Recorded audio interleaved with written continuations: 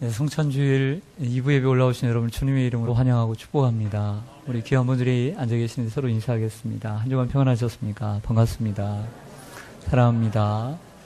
예, 4층에도 환영하고 잠옷실에도 환영합니다. 어느 대학교에서 기말 시험을 준비하는 학생들이 있었습니다. 중요한 시험을 앞두고 학생들이 열심히 준비를 했는데 시험 당일날 어느 한 과목에 교수님이 들어오시더니 오늘 시험은 다음 주로 연기합니다 라고 얘기했습니다. 학생들은 황당했고 그리고 웅성거리기 시작했습니다. 그러다가 한 학생이 용감하게 손을 들고 교수님 하고 물었습니다. 교수님을 불렀습니다. 그래서 교수님이 말해보게 교수님 진작 말씀하셔야죠. 저희들을 며칠을 준비했고 그리고 어제도 밤새 준비를 했는데 이게 시험이 바뀌게 되면 다른 과목도 준비하는데 차질이 생깁니다. 라고 얘기를 했습니다. 그랬더니 교수님은 그 학생을 똑바로 쳐다보면서 자네 이름이 뭔가 하면서 출석부를 들었습니다. 그러자 그 학생은 갑자기 목소리가 작아지더니 이렇게 대답합니다. 네, 남기석입니다. 라고 대답을 했습니다.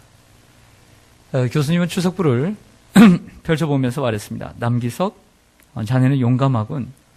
자신의 의견을 이렇게 담대하게 얘기할 수 있는 자네의 모습, 태도가 너무나 정말 멋져 보이네. 자네는 시험을 안 봐도 내가 A 학점을 주겠네. 라고 얘기를 해주었습니다. 그래서 그 학생은 너무 더 당황했습니다. 그러면서 선생님, 교수님, 제가 조금 전에는 당황해서 이름을 잘못 말했습니다. 제 이름은 박영우입니다. 이렇게 답을 했다는 것입니다. 참고로 이 친구들의 이름은 제 친구들의 이름이고 그리고 둘 다 목사입니다. 남기석 목사는 훌륭한 그 프라이크 같은 그 UFC 같은 그 학생들을 그 길러내는 체육관 관장이고요. 그리고 박영우 목사는 정선의 레일바이크 바로 그 동네에 사는 구절교회 목사입니다. 혹시 가시게 되면 연락하시길 바랍니다. 여러분, 이 박영우라는 학생을 어떻게 생각하십니까? 용감하긴 했지만 아쉽지 않습니까? 우리 믿는 사람들의 수준이 이렇다고 생각지 않으십니까? 그리스도인답게 살아야 되지만 나가서는 그리스도인인지 아닌지 모르고 그냥 그렇게 살아가는 우리들의 모습, 너무나 우리들의 모습과 닮았기 때문에 우리는 이 박영우라고 하는 이 학생을 우리는 쉽게 손가락질을 할 수 없는 것이죠. 여러분들의 수준은 어느 수준이라고 생각을 하십니까? 하지만 우리가 살펴보고 있는 사도행전에 나와 있는 초대교회 성도들의 수준은 우리와 사뭇 달랐습니다. 그들에게 그리스도의 십자가, 그리고 그리스도는 그 어떤 것도 바꿀 수 없고 빼앗길 수 없는, 부인할 수 없는 것이었습니다. 때에 하여도 뗄 수 없는 불가분리의 관계였습니다. 그래서 눈에 불을 켜고 달려드는 70명의 사내들인 공회 앞에서 베드로와 요한은 겁먹지 않았습니다. 그들은 이렇게 말합니다. 어떠한 경우에도 예수 그리스도의 이름으로 말하지도 말고 가르치도 마! 라고 했지만 베드로와 요한은 이렇게 대답합니다. 하나님 앞에서 너희의 말을 듣는 것이 하나님의 말씀을 듣는 것보다 옳은가 판단하라. 우리는 보고 들은 것을 말하지 아니할 수 없다고 담대히 말했습니다. 지금까지 우리가 살펴본 내용을 잠시 돌아보면 사도행전 1장은 성령을 받기 전에 준비 과정이니까 예를 제외하고 사도행전 2장의 성령을 받은 제자들의 모습, 그 첫 번째 베드로의 설교 속에 예수님의 십자가, 그리스도의 십자가가 있었습니다. 그 십자가의 복음을 듣고 3,000명이 회개를 했죠. 이 3,000명이 생활하는 초대교회의 모습들, 교회 생활과 성도들의 관계는 그 속에 예수 그리스도의 십자가가 묻어 있었습니다. 또 더 나아가 나면서부터 걷지 못한 이 사람을 고치는 상황에서도 예수 그리스도, 나사렛 예수 그리스도의 이름의 능력이 나타났습니다.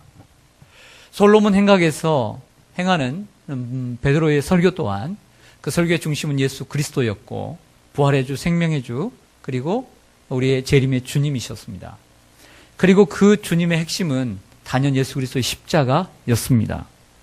또한 겁을 주며 달려드는 사내들인 공의회 회원들 앞에서도 베드로와 요한은 예수님의 십자가를 오늘도 포기하고 있지 않았습니다. 그러자 이들을 감당할 수 없다는 것을 알게 된 사내들인 공회는 그들을 겁만 주고 내보내게 되었습니다.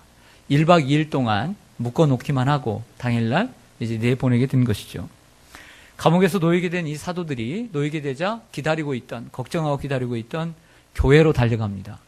교회로 달려가서 이제 1박 2일 동안 있었던 이야기를 상세하게 이야기합니다.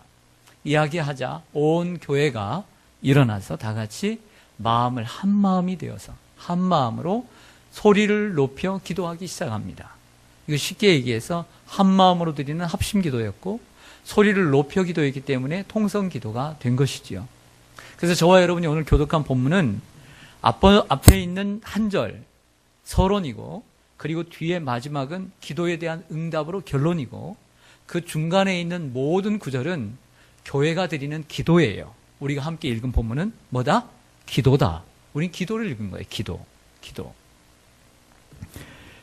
근데 제가 성경을 묵상하면서 느낀 것은 무엇이냐면 초대교회 성도들의 삶에 설교뿐만 아니라 오늘 성도들의 기도에 예수님의 십자가가 있다는 거예요. 기도에도 예수님의 십자가가 있다는 거예요.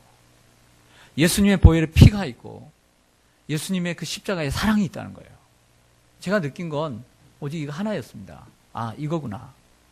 기도에도.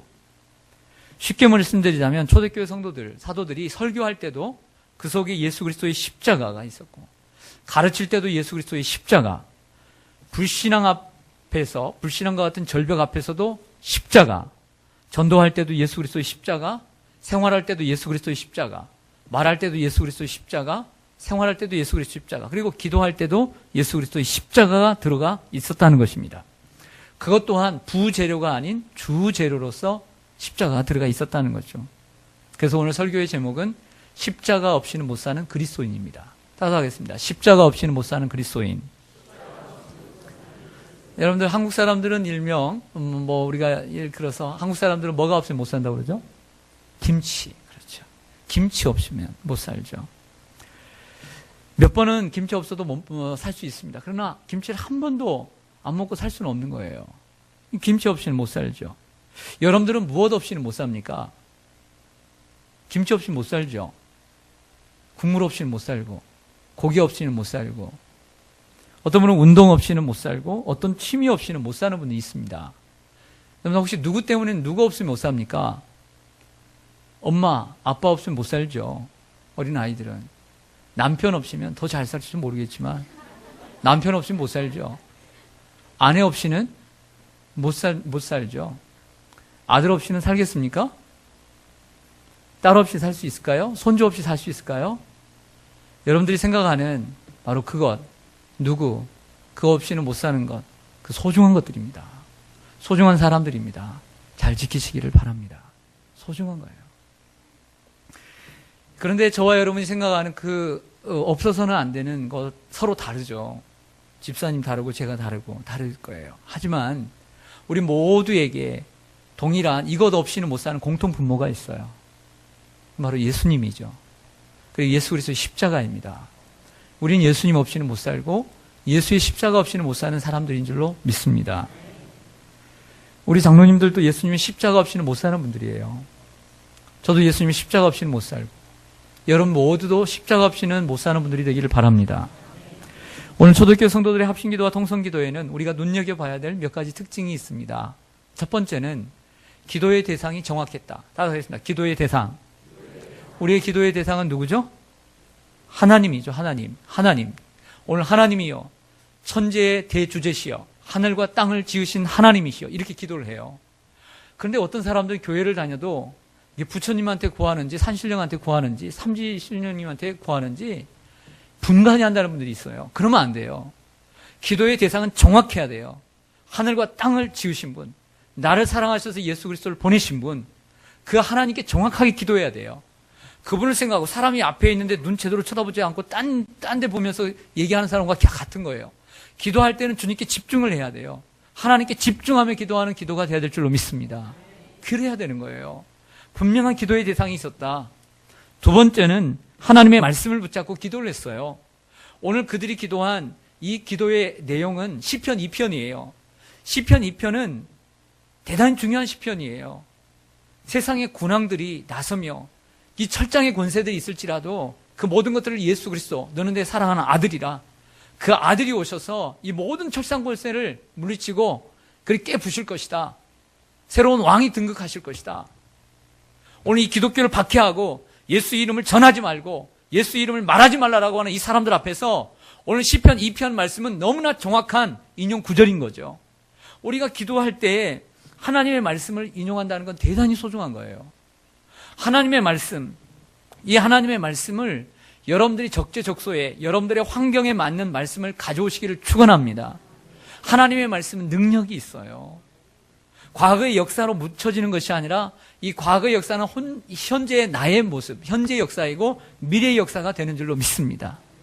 과거의 상처라는 것도 만약에 내가 아버지에게 어머니에게 상처를 받았어요. 선생님에게 상처를 받았어요. 그러나 내가 의식 중에 그거 잊어버리고 살아야 되겠다. 그 의식 가운데서 버렸습니다. 하지만 의식 가운데 버리는 그 상처가 버려지는 게 아니에요. 언젠가는 무의식적에 나오는 거예요. 엄마 아빠가 싸우는 모습을 늘 보고 컸습니다. 나는 그렇게 하지 않겠다라고 마음속으로 먹고 의식 속에서 그 상처를 버렸죠. 하지만 나도 모르게 아내와 싸우는 것입니다. 내 상처가 현재의 나가 되는 거죠.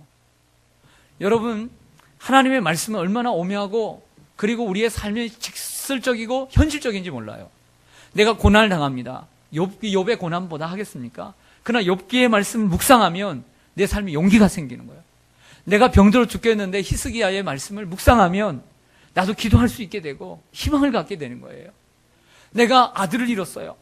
내가 아들을 잃을 때 그 상처 누가 치유해 주겠습니까? 나오미를 생각하는 거죠. 나오미를 회복자로 삼아주시고 나오미를 붙잡아 주신 하나님, 하나님께서 나도 위로해 주시고 그 살맛 나는 인생이 되는 것이죠. 하나님 위로를 해 주시는 것이죠. 할렐루야. 하나님의 말씀을 그래서 많이 묵상하고 그 말씀을 내 삶에 적용하고 그 말씀을 붙잡고 기도할 때 오늘 성도들이 그렇게 기도를 하고 있는 거예요. 얼마나 정확한 인용입니까? 하나님의 말씀을 잘 인용해야 합니다. 그리고 세 번째는 예수님의 십자가를 바라보며 기도를 했습니다. 모든 기도는 어떤 찬양의 기도든 간구의 기도든 소원의 기도든 감사의 기도든 그 모든 기도는 주님의 하나님의 도우심을 구하는 의지의 표현입니다. 의지의 표현. 하나님을 의지한다는 것이죠. 그러므로 우리는 기도할 때 믿음의 주요 온전케 하신 이인 예수를 바라봐야 합니다. 히브리서 12장의 말처럼 그 앞에 있는 기쁨을 위하여 십자가를 참으신 예수님처럼 고난을 이길 수 있도록 예수님의 십자가를 묵상하며 나아가야 합니다. 그래서 모든 기도는 갈보리 언덕으로 나가는 기도입니다. 모든 기도는 갈보리 언덕으로 올라가야 합니다. 그리고 그곳에 올라가 예수님의 십자가를 붙들어야 합니다. 거기서 예수님께서 흘리신 피가 뚝뚝 떨어지는 경험을 해야 합니다. 그게 기도입니다. 예수님을 바라보기를 축원합니다. 기도하셨습니까? 얼마나 기도하셨습니까? 더 기도하시기를 축원합니다. 기도에도 응답이 없습니까? 그래도 기도에 정말 기도할 용기가 없습니까? 기도하십시오. 그래도 기도하십시오. 정말 기도해 보셨습니까? 그럼에도 불구하고 기도해 보셨습니까? 그래도 기도해 보셨습니까? 그래도 기도하십시오. 그래도 기도하십시오.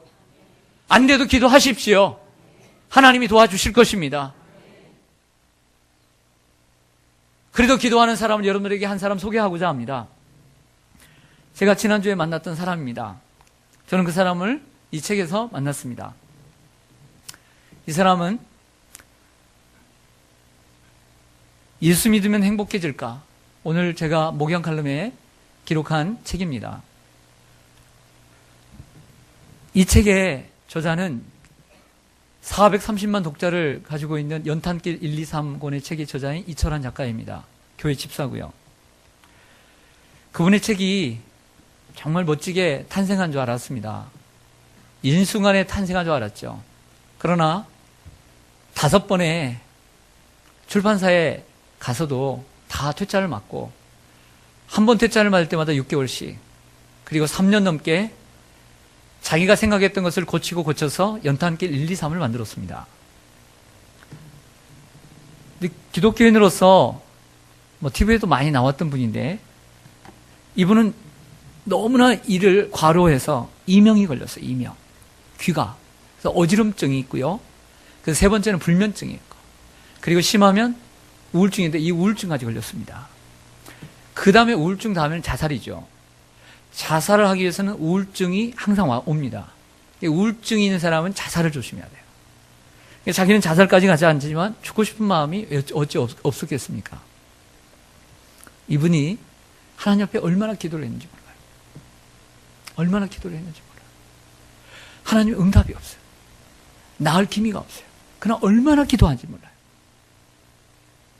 얼마나 고통스러웠냐면 아내와 딸이 있는데 병원을 갈 때 정말 이 지팡이를 짚고 가면 부끄러우니까 하루는 어린 딸이 타고 다니는 킥보드를 약 한번 타러 갈 때 킥보드를 끌고 다녀왔다고 합니다. 아마 등산 이 지팡이가 있었으면 운동화라도 신고 이렇게 갔을 텐데 그런 생각을 못하고 정말 부끄러운 삶을 살았어요. 집사인데도 불구하고 얼마나 고통스러우냐면 아내와 애가 나가면 소주를 사가지고 몰래 소주를 사가지고 방에 하루 종일 누워있으면서 그 술을 마시면 1시간 동안 이 고통이 사라진대요. 1시간 동안. 그래서 1시간 동안 고통이 사라지지만 그 다음에 찾아오는 고통은 2배, 3배였대요. 그럼에도 불구하고 고통이 너무 심해서 그 1시간 고통을 잊기 위해서 소주를 찾았어요. 이럴 정도로 고통의 삶을 살아요. 그것도 한 달 동안 그렇게 살았대요. 그렇지만 이분이 귀가 아파서 그래도 하나님의 교회를 나가는데 너무나 이 마이크가 소리가 크니까 크게 들리니까 웅웅거리는 거예요. 잘 들리지 않는데 목사님의 말씀을 들어야 되는데 분명히 목사님은 믿음은 들음에서 난다고 그랬는데 그 말씀 믿고 듣는데 잘 안 들려서 또 목사님은 한쪽 귀가 청력이 약해가지고 소리를 크게 지른대요. 그래서 저도 생각했죠. 나도 소음 크게 지르나? 그래서 크게 지르니까 너무 커서 화장실로 갔답니다. 화장실에 가서 들었대요. 근데 거기서도 웅웅거리더래요. 그래서 엄마 애들이 예배 드리는 저 사무실에 가서도 예배를 드렸는데 거기도 우리처럼 유리 하나 차이니까 크게 들리더래요. 안 되겠다. 그 목사님의 말씀을 듣고 싶어서. 그래서 밖으로 나가서 저 창가 곁에 계단이 있었나 봅니다. 저 창가 밖에서 예배를 드리기 시작해요. 주일날. 안에서 안 보이니까. 그렇게 예배 드리기를 1년. 비가 오면 우산을 쓰고 더우면 떼학볕에서 눈이 오면 눈을 맞으면서 거기서 예배를 드리고 주님의 말씀을 듣기를 원했던 거죠. 여러분 주일을 포기하십니까? 하나님 말씀 듣는 걸 포기하십니까? 왜 포기하세요? 하나님 앞에 나오는 시간을 왜 포기하세요? 그건 나은 줄 아세요? 낫지 않았어요. 고통은 계속되었습니다. 그러나 사랑하는 아내가, 사랑하는 딸이 있고 그리고 자기를 믿어주는 봉구라고 하는 친구 딱 한 사람이 있었어요. 그 친구들 때문에 자기의 생명을 놓을 수가 없었어요. 그래서 끝까지 기도, 끝까지. 여러분들 가운데 내가 기도를 해도 기도가 안 되고 또 응답이 없어서 기도할 맛도 떨어지는 분들, 기도할 용기도 없는 분들, 정말 여러분들 그런 걸 있으면 저는 이 책을 정말 적극 추천해요. 이 책 앞에서 여러분들은 엎드려 기도하게 될 것입니다. 제가 어제 2시까지 읽었는데 너무나 읽기가 아까워서 남겨뒀어요. 한꺼번에 읽으면 너무 아까울 것 같아가지고. 여러분, 기도는 예수 그리스도 앞에 나아가는 것입니다. 십자가를 지는 것입니다.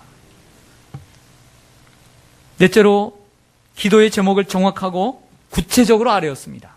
29절에 30절을 보실까요? 그들은 이런 기도를 합니다. 주여 이제도 그들의 위협함을 굽어보시옵고 또 종들로 하여금 담대히 하나님 말씀을 전하게 하여 주시오며 손을 내밀어 병을 낫게 하시옵고 표적과 기사가 거룩한 종 예수의 이름으로 이루어지게 하옵소서. 얼마나 정확하고 얼마나 세심해요. 이처럼 기도는 구체적으로 해야 될 줄로 믿습니다. 이 2구절에서 4개의 기도예요. 하나님, 이 상황을 설명을 하는 거예요. 이 상황을 아시죠? 하나님 보시옵소서. 하나님, 그럼에도 불구하고 하나님 말씀을 담대히 전하게 하여 주옵소서. 하나님, 병든 자가 치유되게 해주시고 이것이 우리의 이름이 아닌 예수의 이름으로 일어난 역사가 있게 하여 주시옵소서. 빌길 다음에 성령이 충만하게 임한 줄로 믿습니다. 사랑하는 성도 여러분, 그들의 기도에도 예수님의 십자가가 있었습니다. 오늘은 주님의 살과 피를 기념하는 성만찬 예식이 있습니다. 자, 오늘 성만찬 예식을 이제 시작하려고 합니다. 주님의 살과 피, 초대교회 성도들의 신앙과 삶의 중심은 예수 그리스도의 십자가였습니다. 설교할 때도, 가르칠 때도, 성도들이 서로 교제할 때도, 교회 생활할 때도 항상 십자가의 정신이 배어져 있었습니다. 불신앙 앞에서도, 세상 사람들 앞에서도 십자가, 예수님을 버리지 않았습니다. 예수님의 살과 피를 기념할 때 예수님의 살이 내 몸에 들어와 한 몸이 되고, 예수님의 피를 기념할 때 그 피가 내 혈관에 들어와 한 피가 되는 은혜가 있기를 원합니다. 예수님이 요한복음 6장에서 이런 말씀하셨습니다. 인자의 살을 먹지 아니하고 인자의 피를 마시지 아니하면 너희 속에 생명이 없느니라. 내 살을 먹고 내 피를 마시는 자는 영생을 가졌고 마지막 날에 내가 그를 다시 살리리니 내 살은 참된 양식이요 내 피는 참된 음료로다. 내 살을 먹고 내 피를 마시는 자는 내 안에 거하고 나도 그의 안에 거하나니 살아계신 하나님 아버지께서 나를 보내시며 내가 아버지로 말미암아 사는 것 같이 나를 먹는 그 사람도 나로 말미암아 살리라.